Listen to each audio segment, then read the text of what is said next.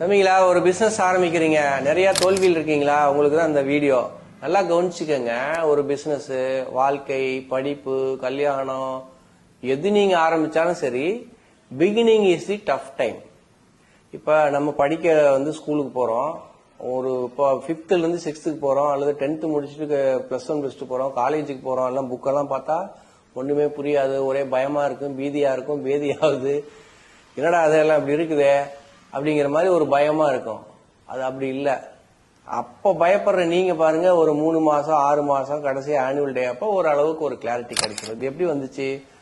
So இது எல்லாமே நம்ம வேற வழியே இல்லை, அதை பண்ணிதான் ஆகணும், படிச்சுதான் ஆகணும்னு அதுல கமிட் ஆகிறோம். கமிட் ஆகி அதை லேர்ன் பண்றோம், வாத்தியாருங்க சொல்லி கொடுக்குறாங்க, நம்ம போய் வீட்டில் ஹோம்ஒர்க் பண்றோம். இப்படி பண்ண பண்ண பண்ண பண்ண பண்ண உங்களுக்கு ஈஸி ஆயிடுது.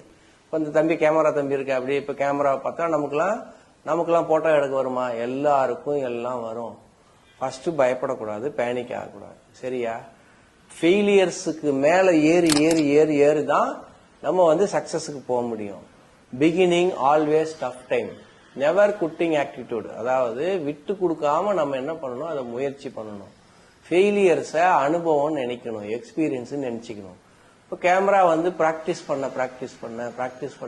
பண்ண திரும்ப திரும்ப பண்ண அப்புறம் சூப்பரா பண்ணுவான். இன்னைக்கு ஹார்ட் சர்ஜன் அப்படி போய் ஆபரேஷன் பண்றாரு.